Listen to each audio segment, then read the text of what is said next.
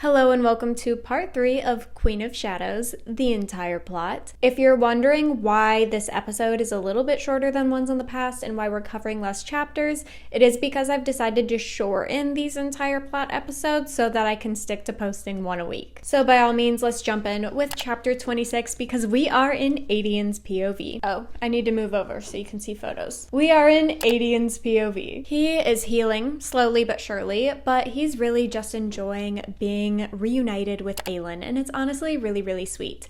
But something that you should know about Fae males is that they are extremely painfully territorial. And Adian is fighting for his life against these natural Fae male instincts because if we know any woman from this series who would not handle that well, it is the most independent and most stubborn girl that you know from the Maasverse, and that is Aelin Galathynius. And he knows that if he's very territorial with her, he will push her away, so he's trying to rein it in a little bit. But he absolutely hates that she's going out and basically doing all the dirty work that needs to happen in order to make their big master plan come together. On top of that, it's not just his best friend, but it's also his queen. So he hates that instead of being her sword and protecting her, he has to stay in the apartment and heal while she does all of the grunt work. A lot of the grunt work that she's doing right now is basically figuring out how to hunt down one of those Valg soldiers for Arabin, and Adian just hates that because he also hates Arabin, so he doesn't like the idea that Aelin's doing him any favors at all. So they're sitting in the apartment talking to each other, and Adian wants to know what's next. Are they going to go to Terrasen? Are they waiting for Rowan to show up and then they go to Terrasen? Like, what's the plan here? This is also really funny because we learn that Adian is an absolute fangirl when it comes to Prince Rowan. Because if you think about it, like, he was a Fae warrior growing up, and around the campfires, people told stories of Prince Rowan and the cadre. So, like, he's heard all of these amazing myths and legends and battle stories of Rowan and the cadre. And so the fact that she not only is like a very close relationship to him, he's like aligning with their cause to Adian is like the most exciting thing ever. But here's the tricky thing. He does not know about the fact that Rowan made a blood oath to Aelin. And that's where things get a little tricky because Adian is Aelin's sworn protector. Technically, according to Terrasen traditions, it is Adian's birthright to take the blood oath to her.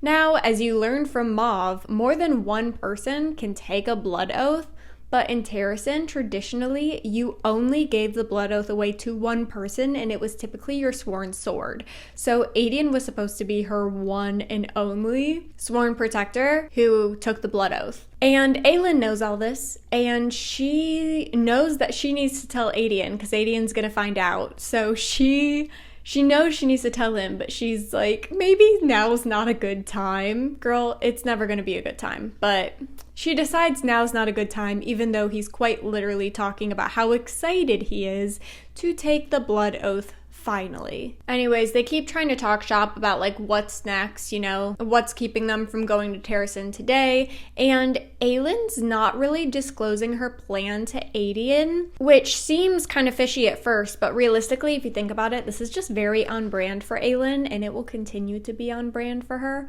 But Adian's not quite sure why she's keeping her plan so close to her chest. But then Chaol bursts into the apartment to let them know that the shadow market is literally just gone. Apparently it got out that the rebel movement was kind of using it as a cover to meet up, so the entire shadow market was just burned to ash by Valg soldiers. And as if that wasn't already chaotic enough, Chaol decides to use this as an opportunity to tell Aelin that it's her fault, apparently, because fire was used. It was supposed to be a sign or like a signal to her. Which, first of all, that's a stretch. Whether or not that's true, I don't know. But Chaol just wants to be mad at Aelin, and it shows so often throughout this book, and it drives me a little insane sometimes. Aelin also can't stand it, though, because she just marches right out of the room, leaving Chaol and Adian to chat.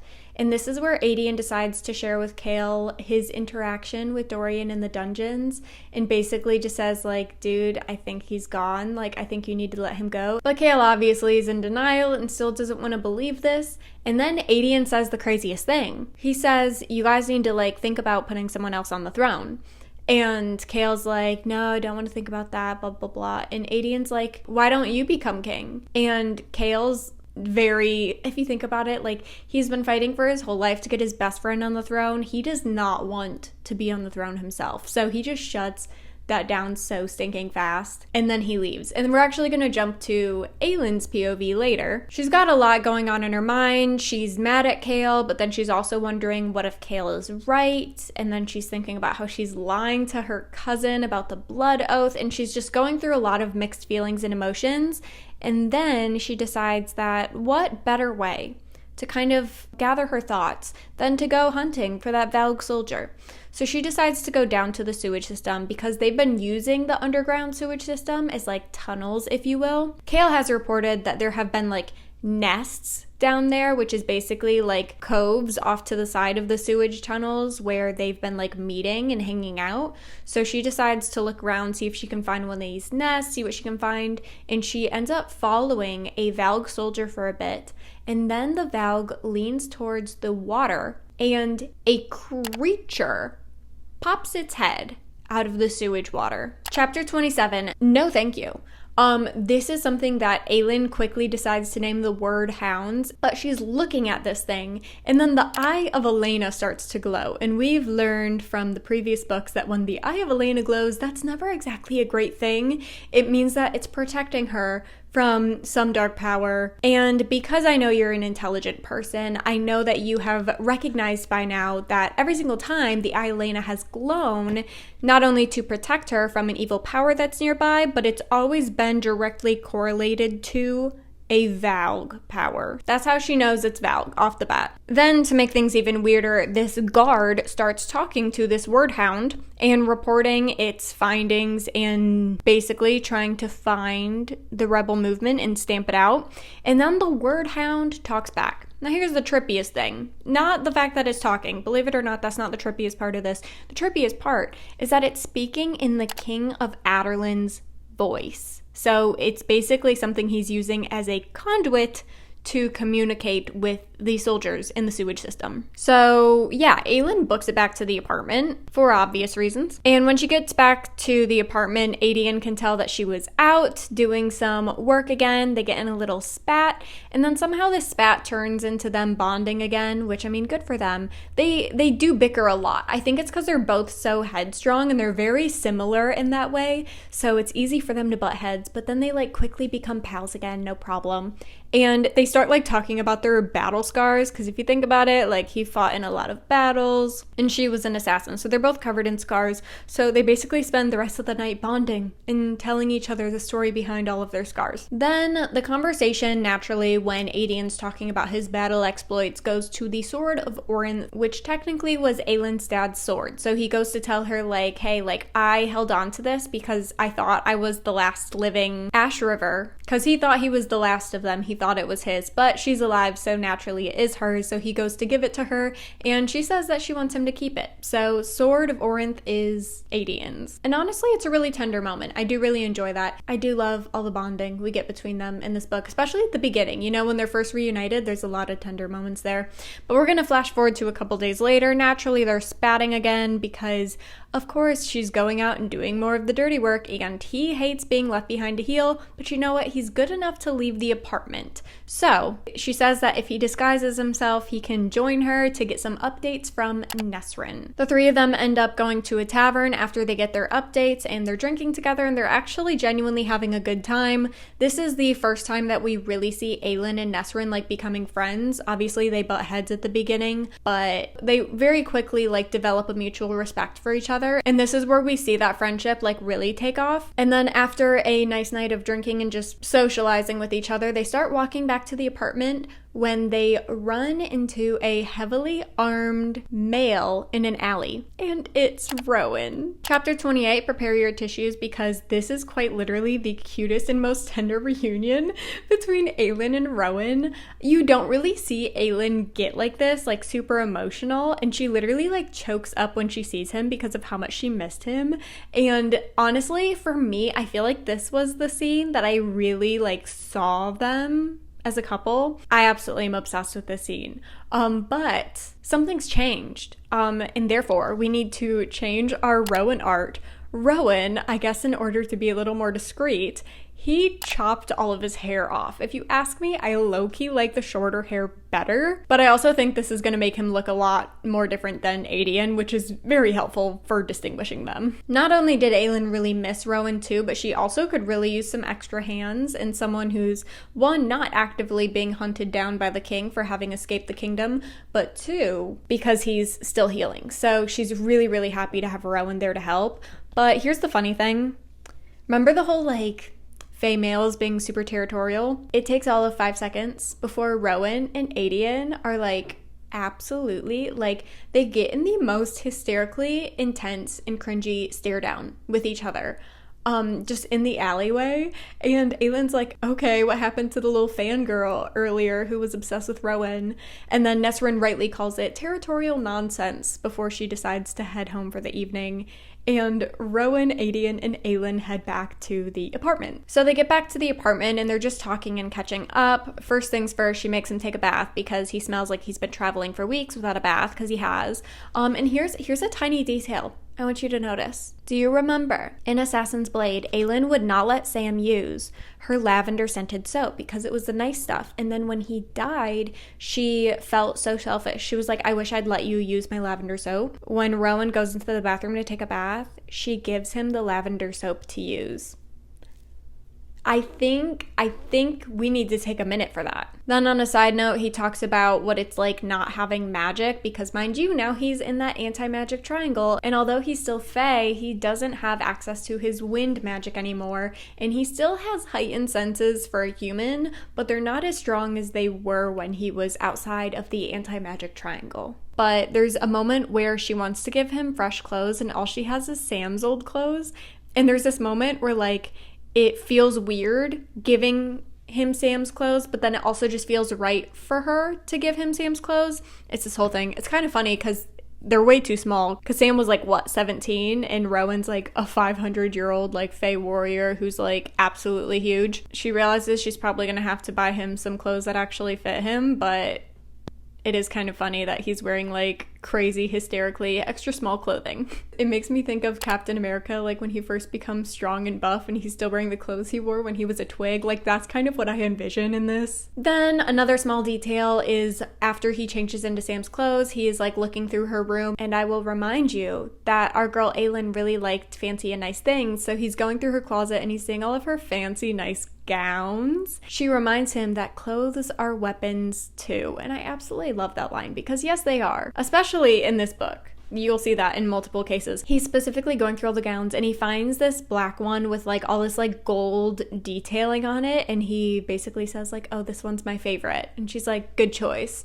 Remember that dress. We'll come back to that later. And now it's time to talk game plans. We have already caught up. Everyone's happy. Everyone is fawning over each other. So then they go back to the living room where Adian is, and they start talking about the mission for basically why they're here. Adian wants Rowan to teach him everything that he knows so that he can be a better sworn protector for Aelin, and Rowan agrees because he can tell that this is something that Aelin's cool with. But there's this crazy, crazy moment where Rowan just kind of looks at Adian, and he was like, who's your father? Fun fact, Adian has no clue who his dad is. He just knows who his mother is, and his mother kept it an absolute secret, so he has no clue who his father was. But Rowan knows. Rowan lets us know that Adian is the son of Gavriel, one of his cadre. Do you remember from Heir of Fire, the guy who came all distressed and Rowan gave him a tattoo?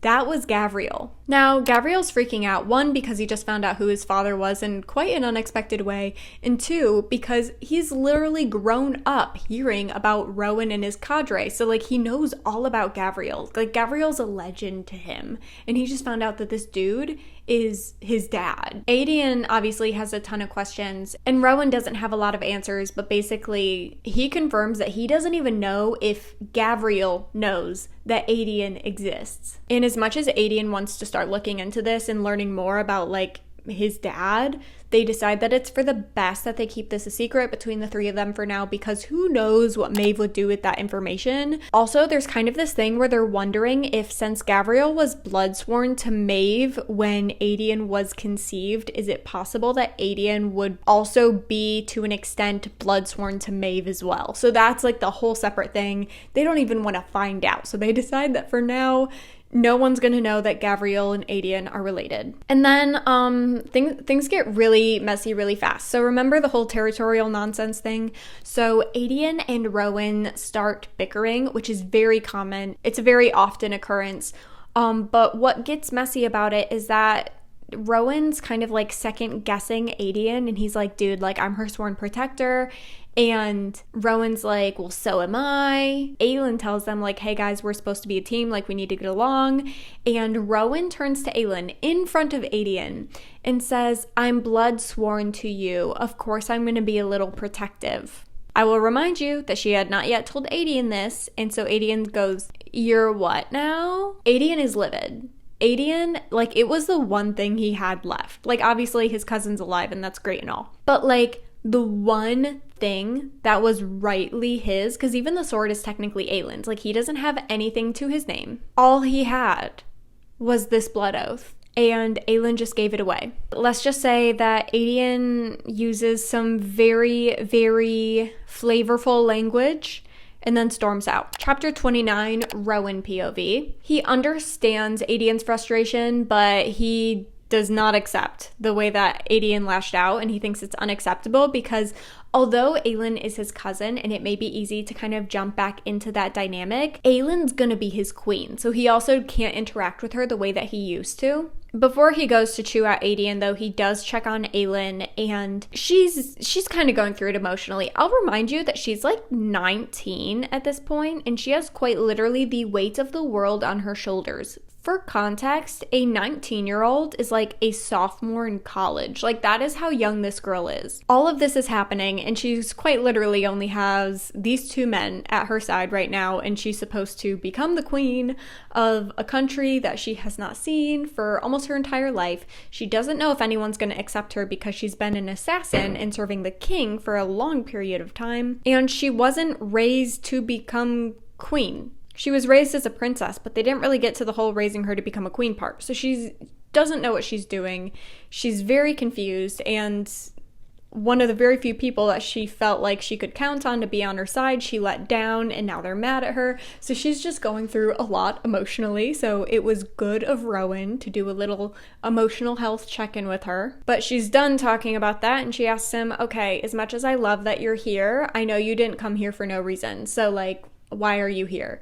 And he reveals to her the bad news. Lorcan is here. In case you don't remember from Airfire, we did a short little intro of Lorcan. He is the biggest, baddest, and most brutal and most devoted to Maeve of all of the cadre. You do not want to mess with Lorcan. They figure he's most likely here to spy on her, to find the third word key and bring it back to Maeve, to which Aelin's like, you could totally handle him in a fight, right? And Rowan reveals that he actually thinks he probably wouldn't, especially without magic. I mean, Lorcan also wouldn't have magic, but even with them both not having magic, like, it's too close to call, and even then Rowan thinks that most likely Lorcan would beat him. And then the last thing that happens that night, and this is kind of a small detail, but it's really funny, and a lot of people are annoyed with this scene. And I'm not going to explain too much the relationship dynamic between Rowan and Aelin, because that's kind of hard to, like, give in a more factual way like I try to with the entire plot recap. I try to keep my personal opinions and interpretations out of things. I try to keep it like to the text and what's there. But just so you understand the dynamic of Rowan and Aelin's relationship, they've just had this heart-to-heart, right? And they've just got really vulnerable. Aelin's scared, and so she goes to seek comfort from Rowan. And Rowan just starts putting up the most hysterically and insanely strict boundaries between the two of them physically and emotionally. And Aelin is very annoyed, and she's like, dude, what are you doing? But he explains that since she's embracing the role of queen and she's gonna need to fight for not only power, but also respect if she wants allies in this war against the King of Adarlan. She needs to be taken seriously, and dating and flaunting around her oath-sworn fae is not going to be a very productive way to do that.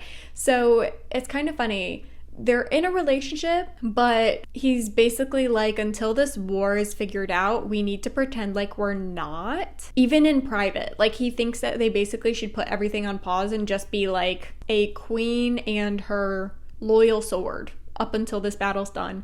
Aelin hates that because she's just like, no. But he's very, very adamant that this is the way things should go.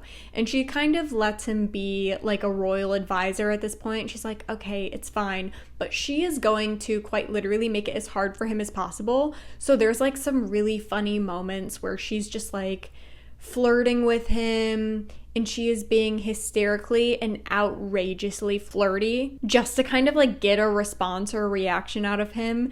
And the whole time you can tell that he's so into her, but he's pretending so hard not to be for the sake of simplicity. And it's a really funny dynamic that goes on throughout this whole book. But I'm not gonna like hit on it every single time it happens, but just so you know, that's kind of like a theme for this book for them. So the next morning, Aelin wakes up and she goes to the kitchen to make some breakfast, where she runs into Adian, and she tells him that I still want you to take the blood oath if you're willing to take it. And I also want you to accept that I'm not doing the one person takes a blood oath thing. I'm probably going to do multiple blood oaths. Just because I'm becoming the Queen of Terrasen doesn't mean I'm going to do everything the way that Terrasen had done it traditionally. And he agrees that he will take the blood oath so long as she promises him one thing. So in the past, there would have been this big thing where the whole kingdom is there, and it's almost like a coronation in a way, where like he has bestowed a blood oath publicly, and there's this big celebration and it's a big deal. So he's like, okay, like I'll accept that I'm not the first and only person to get the blood oath, but I still want to have a traditional like blood oath receiving ceremony. And so she agrees. They're gonna do a whole blood oath ceremony once they're back in Terrasen and everything's all settled and ready to go. Chapter 30, we are gonna jump to Valg Dorian's POV. It basically serves to let us know that sweet, sweet Dorian is fading away into the shadows. He will find himself hiding in the shadows, and he notices that sometimes the Valg's grip on him is tighter and sometimes it's looser. He doesn't remember his own name. He doesn't remember a lot of things, but all he can think about over and over and over again is how he wished that the girl that we know as Aelin had killed him. Chapter 31, we are going to be jumping back into Manon's POV for the first time in this part, and she is mad at the Duke because the Yellowlegs coven that was sacrificed to be bred with the Valg, they've basically been shut off from her and all the other witches and cannot be visited. So they're basically like locked away. So she goes to storm into the Duke's office to basically demand that she be able to see the Yellowlegs and also kind of see like what in the world's going on down there, when she walks in on something very interesting. Kaltain is using magic.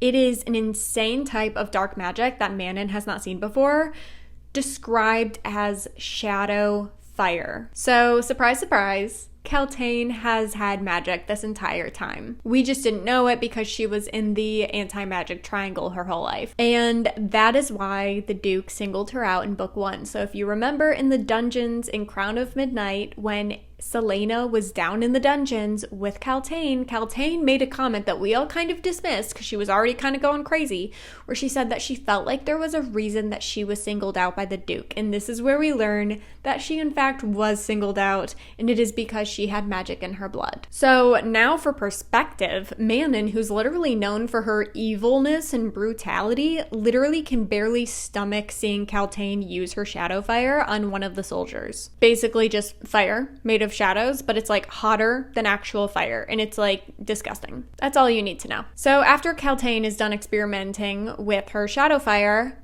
the Duke is like, okay, Manon, what do you want? Like, why are you here? Why did you just barge into my office? She basically says she wants access to the Yellowlegs, and he says, oh, they're just recovering. You'll be able to see them soon enough. But she sees this as the lie that it is right away. And then he decides to reassure her that his Valg breeding experiment worked. And she's like, okay, cool. I don't care. I just want to see them to make sure that they're like alive and that you didn't torture them. But what's crazy is he threatens to set a Valg prince on her in her 13's barracks if she does not get in line. Sir, no one threatens Manon, okay? So she realizes that she's not going to get anywhere by basically demanding answers with this power play. So she decides that she's going to take a more cunning approach. And she pretends to fall back in line. She's like, you know what? You are so right.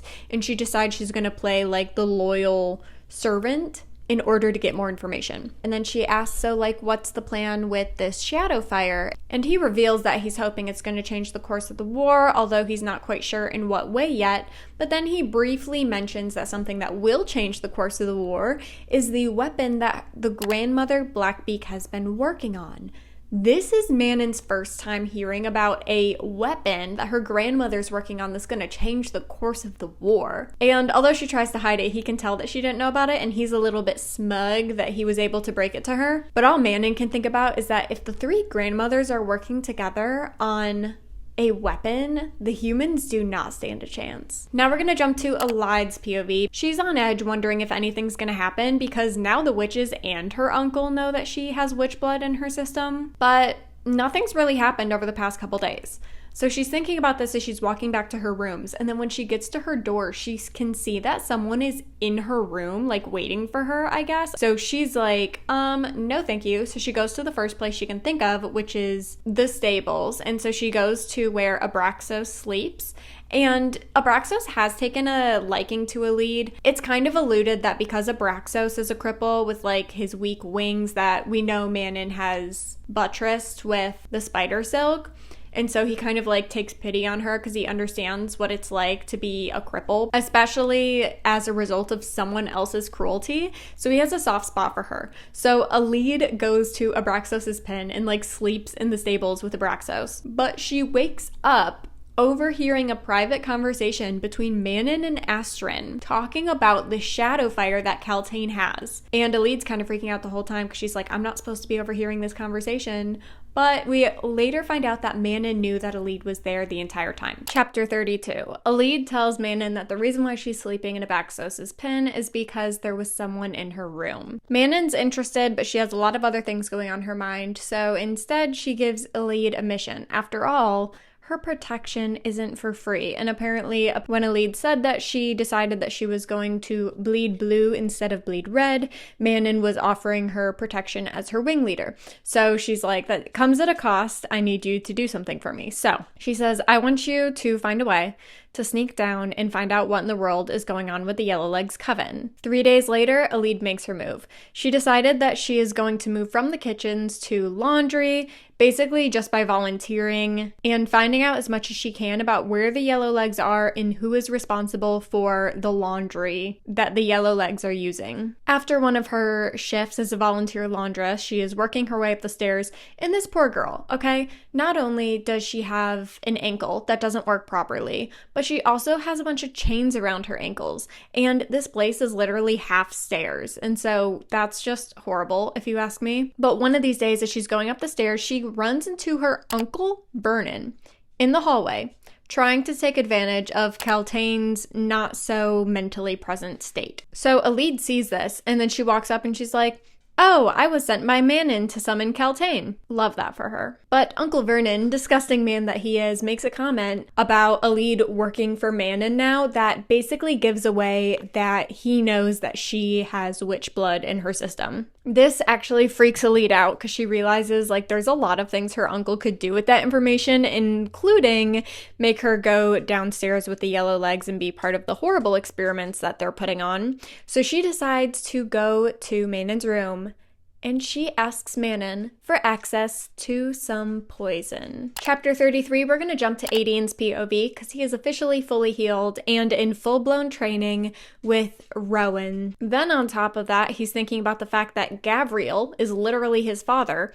Oh, and Lorcan is in town and hunting them down. So you could say that there's a lot of stress on him, not only because that's life-shattering information for his own life, but also he's supposed to be protecting his queen. And those are three big things. At least now he's like up to full health, but he's trying to get to the same level as Rowan. There's also a bit of that male territorialness that goes into that. But let's just say he's putting a lot of pressure on himself. So Aylin's up on the rooftop doing, I actually don't really know what, but she's on the rooftop while Adian and Rowan are sparring and fighting, and Rowan's teaching Adian everything he knows about combat. And Adian's kind of using this opportunity, now that him and Rowan are like kind of cool, he's starting to ask Rowan about the different myths that he heard growing up to see like which ones were true and which ones were just like people making stuff up. And they're honestly having a lot of fun until Lysandra shows up and she takes Aylin to the side because they need to have a conversation.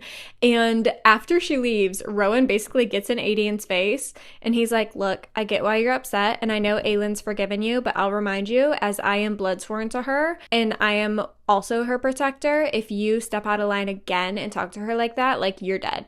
And Adian actually like respects this in him, and there's actually this really sweet moment internally. Obviously he would never say this to Rowan's face, but he has this moment where he's like, I see why she gave you the blood oath. Like he has a level of respect for him now. Like he always did see him like in awe, but this is the first time that he respects him as an individual that he knows personally. Aylin didn't want Adian to overwork himself, so she wanted them to quit sparring, so they decide to just kind of rest for a bit, but they're still up there together while Lysandra and Aylin are talking downstairs. And Rowan says like there's more training that needs to happen than the physical things, because we are going to be the backbone of this kingdom as her court. We need to be a team. So Rowan basically said they needed to start with like a code to kind of live by, that everything they do is filtered through this code. And they decide together that it is going to be to protect and serve Aylin, each other, and Terrasen.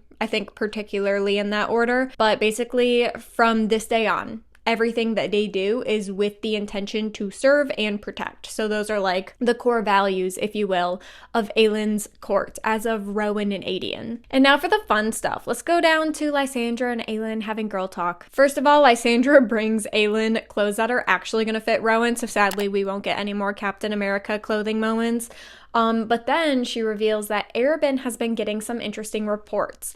Now, I don't know if you remember, but way earlier in this book, Kale and Nesserin and the rebels have basically been trying to figure out where a bunch of missing people have gone, while Arobynn got tips that boats full of people are headed to Morath. And for some reason, we're just accepting that those are the people who've gone missing, so that kind of answers that question, but it doesn't really answer why all these people are being sent to Morath. And I will remind you that Morath is where Duke Parrington and all the witches and Uncle Vernon and Elite and all of them are. Morath is basically just like a giant building in the mountains. Aylin then changes the conversation and she asks when Lysandra's debts are going to be paid. But Clarice, who, if you don't know, Clarice is kind of the courtesan equivalent to Arobynn, but Clarice keeps raising Lysandra's debts. Basically, as Evangeline gets older and prettier, Clarice claims that she's lost more and more money on Evangeline as she gets older. So every single time Lysandra pays off a part of her debt,